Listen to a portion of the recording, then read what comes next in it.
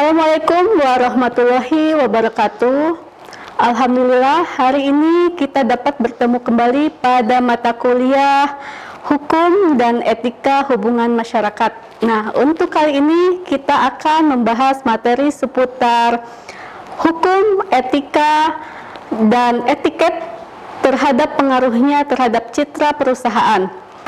Sebagaimana kita ketahui bahwa hubungan masyarakat atau public relation sangat terkait dengan citra perusahaan. Sebagaimana fungsinya bahwa PR adalah usaha untuk membangun dan mempertahankan reputasi, citra, dan komunikasi yang baik antara organisasi dan masyarakat. Baik, mari kita simak materi ini.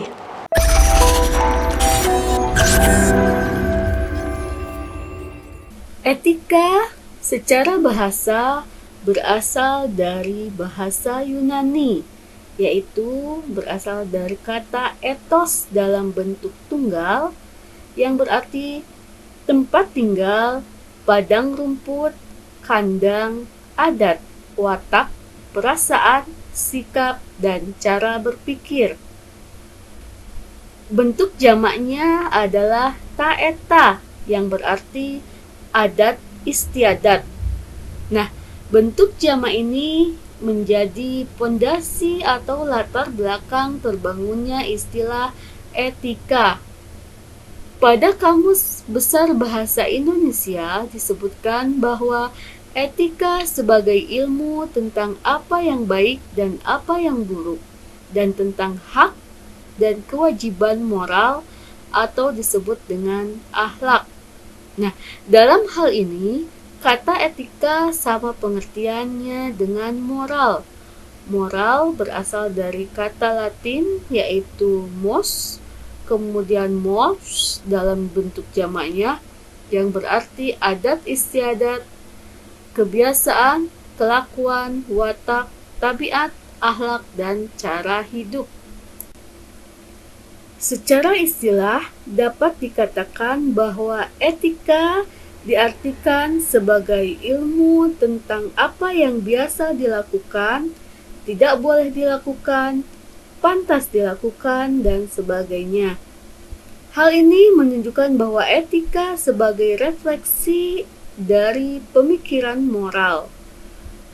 Lawrence menyebutkan bahwa etika adalah suatu konsepsi tentang perilaku benar dan salah. Terdapat prinsip-prinsip etika bisnis. Pertama, prinsip otonomi. Prinsip otonom yaitu mempunyai kemampuan untuk mengelola atau memanajemeni suatu bentuk organisasi, mempunyai program kerja yang jelas dan dapat dipercaya, serta berdiri sendiri dan tidak tergantung pada pihak lain dalam menjalankan operasional, tugas, dan fungsinya. Dapat dikatakan bahwa prinsip otonomi adalah sikap dan kemampuan manusia untuk mengambil keputusan dan bertindak berdasarkan kesadarannya tentang apa yang dianggapnya baik untuk dilakukan. Yang kedua adalah prinsip kejujuran. Terdapat 3 lingkup kegiatan bisnis yang bisa ditunjukkan secara jelas bahwa bisnis tidak akan bisa bertahan lama dan berhasil kalau tidak didasarkan atas kejujuran. Apa saja? Yang pertama, jujur dalam pemenuhan syarat-syarat perjanjian dan kontrak.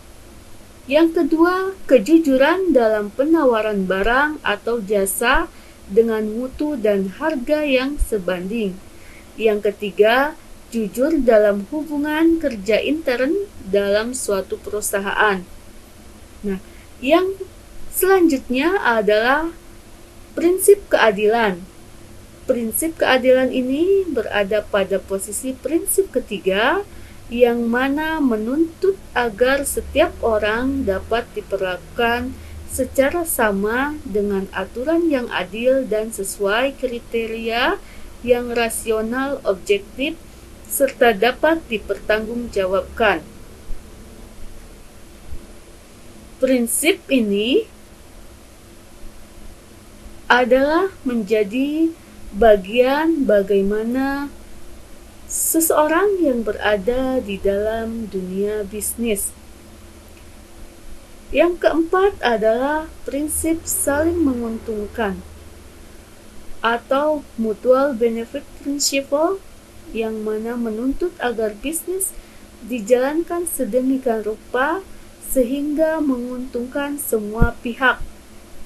Yang kelima, prinsip integritas moral.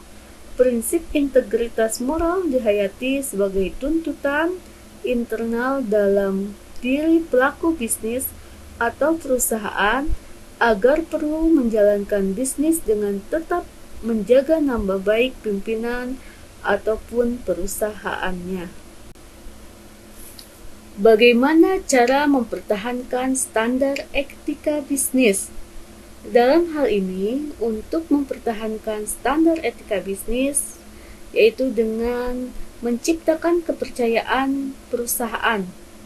Nah, kepercayaan perusahaan dalam menetapkan nilai-nilai perusahaan yang mendasari tanggung jawab etika bagi pemangku kepentingan atau stakeholder.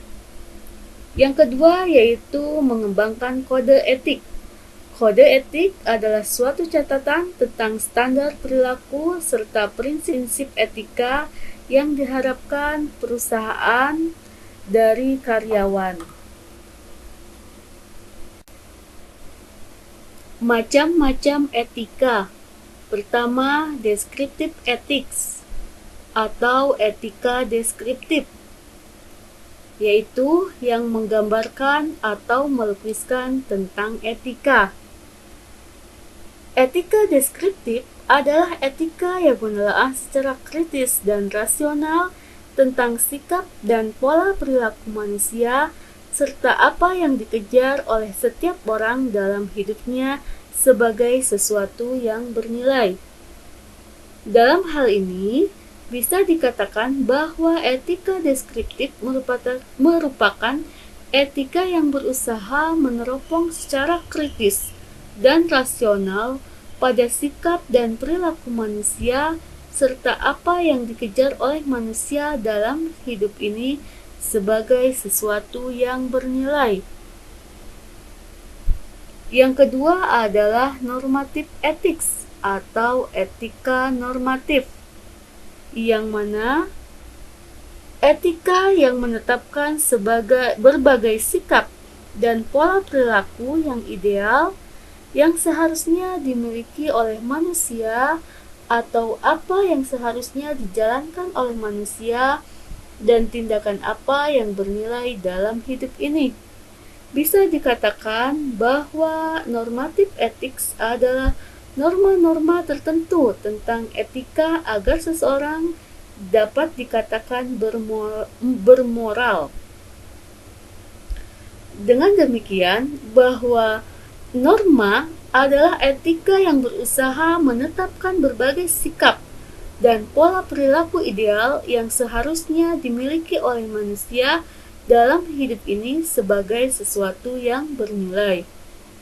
Yang ketiga adalah filosofi ethics atau etika sebagai filsafat. Nah, etika sebagai filsafat ini tidak lepas dari bagaimana menyelidiki tentang kebenaran. Nah, dalam hal ini kita dapat melihat dalam penjelasan Kamus Besar Bahasa Indonesia yang menyatakan bahwa etika ini menilai mengenai benar dan salah yang dianut suatu golongan atau masyarakat. Dapat dikatakan bahwa mempelajari pandangan-pandangan, persoalan-persoalan yang berhubungan dengan masalah kesusilaan.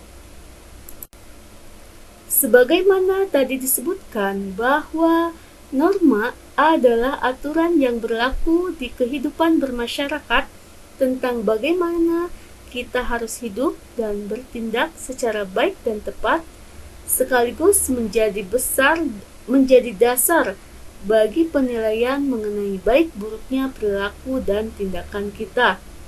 Hal ini kita dapat lihat dalam kehidupan sehari-hari, yang mana kita dapat menemui adanya banyak norma atau kaidah yang mengatur dan memberikan pedoman atau patokan tertentu pada setiap orang untuk bersikap, tindak, dan berperilaku sesuai dengan peraturan-peraturan yang ada. Nah, dalam hal ini bisa juga disebutkan bahwa norma adalah patokan, pedoman, kaidah standar yang harus ditaati dan dipatuhi. Kegiatan norma sendiri ada dua. Pertama, norma khusus yang disebut juga dengan hukum. Norma-norma khusus adalah aturan yang berlaku dalam bidang kegiatan atau kehidupan secara khusus. Yang kedua adalah norma umum, yang mana norma umum ini adalah aturan yang berlaku dengan lebih bersifat umum dan sampai pada tingkat tertentu boleh dikatakan bersifat universal.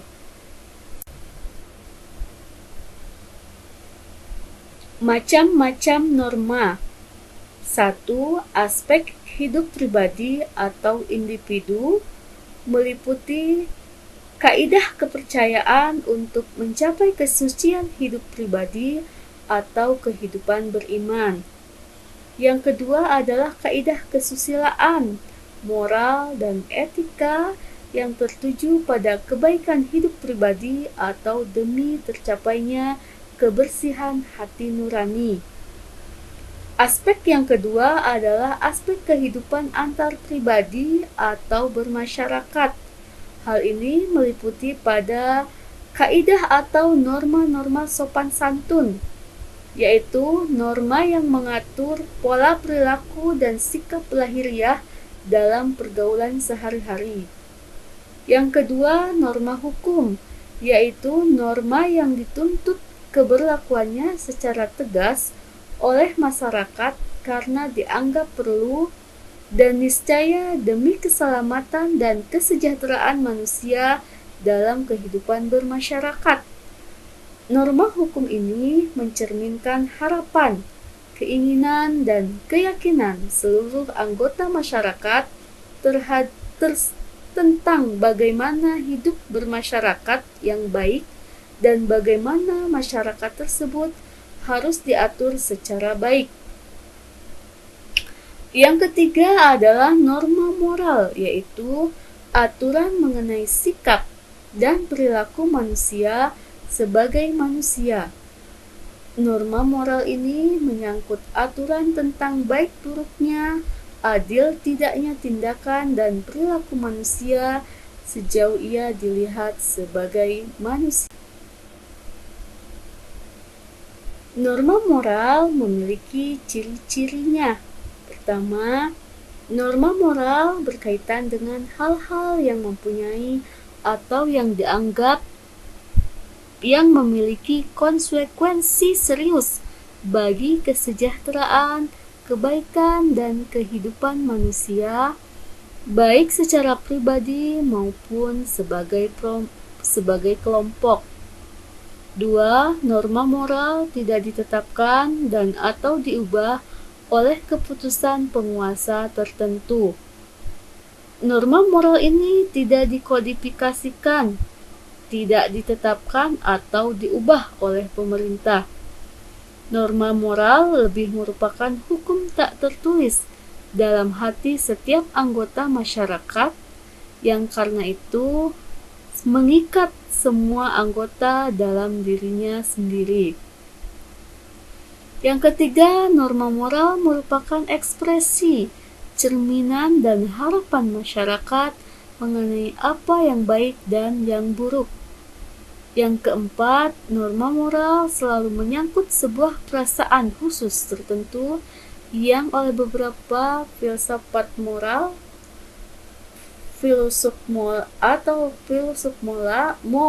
disebutkan sebagai perasaan moral.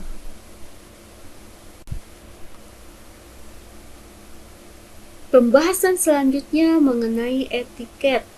Etiket sering disebut dengan etika yang artinya tata cara berhubungan dengan manusia lainnya. Etiket ini diambil dari bahasa Prancis, etiquette, yang artinya suatu undangan yang biasa dipakai raja bila mengadakan pesta resepsi yang mengundang tamu tertentu dan kalangan orang-orang tertentu. Dengan demikian, lalu apa perbedaan etiket dan etika?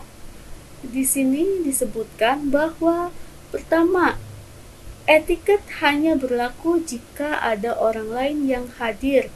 Jika tidak ada orang, etiket itu tidak berlaku. Adapun etika berlaku tidak tergantung pada ada atau tidaknya orang lain yang hadir. Kedua, etiket menetapkan cara untuk melakukan perbuatan benar sesuai dengan yang diharapkan. Adapun etika adalah niat. Apakah perbuatan itu boleh dilakukan atau tidak sesuai dengan pertimbangan niat baik atau buruk sebagai akibatnya.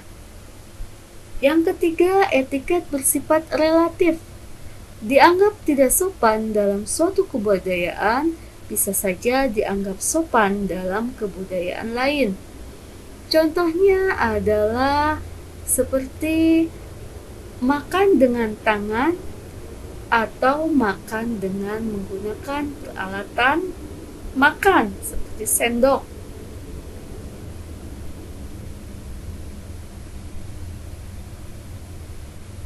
Yang keempat adalah etiket sebagai formalitas lahiriah. Tampak dari sikap luarnya penuh dengan sopan santun dan kebaikan. Adapun etika adalah nurani atau batiniah, bagaimana harus bersikap etis dan baik yang sesungguhnya timbul dari kesadaran dirinya ataupun orang tersebut. Tujuan etiket pertama untuk persahabatan dan pergaulan. Kedua, menyenangkan orang lain. Yang ketiga, membujuk tamu. Yang keempat, mempertahankan pelanggan. Yang kelima, membina dan menjaga hubungan. Manfaat etiket. Pertama, percaya diri. Etiket dapat meningkatkan percaya diri bagi seluruh karyawan perusahaan. Rasa percaya diri akan tumbuh dengan hal penampilan, cara bicara, kemampuan berperilaku, kemudian mampu menumbuhkan motivasi karyawan untuk meningkatkan pelayanan yang sesuai dengan harapan atau tujuan perusahaan. Yang kedua adalah dihormati dan dihargai. Hal ini, bagaimana menerapkan etiket akan merasa dihormati dan dihargai oleh tamu, karyawan pun harus berlaku lebih dari yang diberikan oleh tamu. Kemudian disegani dan disenangi. Karyawan akan sangat disegani dan disenangi karena etiket yang dimilikinya. Hal ini sangat berkaitan dengan manfaat bagaimana pelayanan antara karyawan dengan tamu tersebut. Adapun ketentuan etiket, yang pertama adalah sikap dan perilaku. Dalam hal ini, sikap dan perilaku kita sehari-hari yang ditunjukkan kepada pelanggan pada saat berhubungan dengan pelanggan atau berada dalam suatu ruangan dengan pelanggan. Yang kedua, penampilan.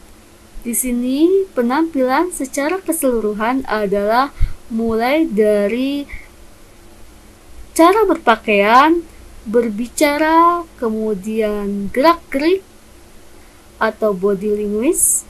Sikap dan perilaku dapat membuat pelanggan terkesan. Penampilan karyawan juga harus selalu terlihat tenang dan gembira, termasuk pada saat berhubungan dengan pelanggan. Kemudian yang ketiga, cara berpakaian. Cara berpakaian ini bagaimana menggunakan baju, celana, atau aksesoris yang melekat dalam pakaian tersebut serasi sehingga nyaman dan indah untuk dilihat. Yang keempat, cara berbicara, yaitu menunjukkan bagaimana berkomunikasi dengan tamu dan pelanggan. Yang kelima adalah gerak tubuh. Ini berkaitan dengan bagaimana anggota badan yang diperlihatkan di depan tamu, gerak-gerik sampai mimik muka dalam menyikapi atau merespon para tamu atau pelanggan. Yang keenam adalah cara bertanya. Hal ini bagaimana tamu memiliki sifat yang berbeda-beda. Kemudian kita dapat meresponnya dengan pertanyaan-pertanyaan yang sesuai sehingga pertanyaan tersebut tidak menyinggung baik itu pelanggan ataupun tamu.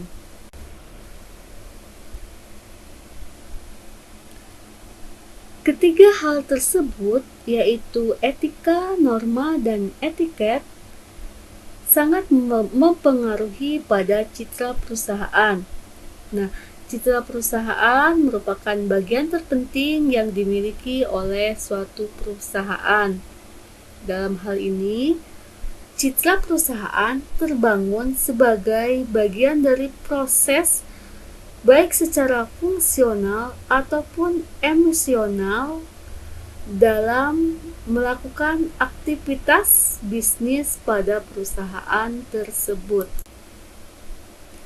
Adapun komponen dari citra perusahaan yaitu pertama secara institusi, bagaimana sikap konsumen secara umum terhadap perusahaan. Yang kedua adalah citra fungsional, yaitu citra yang terbentuk melalui aktivitas operasional yang dilakukan oleh manajemen perusahaan. Nah, termasuk pada etika, norma, dan etiket. Kemudian yang ketiga, citra komoditas, yaitu persepsumen mengenai produk yang ditawarkan oleh perusahaan.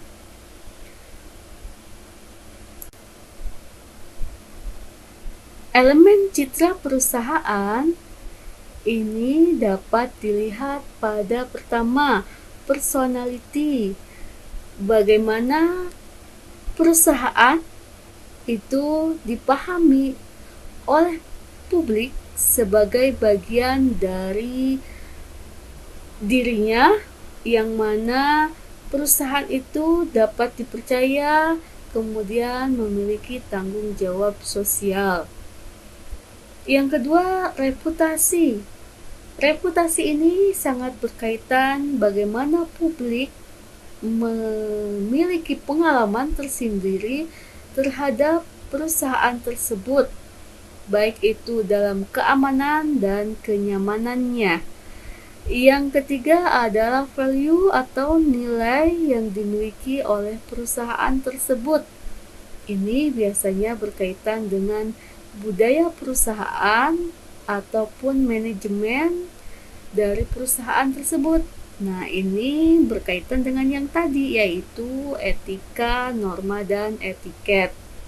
Yang keempat, corporate identity atau identitas perusahaan, yang mana di sini bagaimana publik mengenal tentang identitas perusahaan tersebut, termasuk bagaimana dari etika, norma, dan etiket perusahaan tersebut itu dapat diketahui ataupun menjadi suatu kepercayaan pada konsumen ataupun publik mengenalnya dengan sesuatu yang memiliki integritas, reputasi, dan nilai yang baik.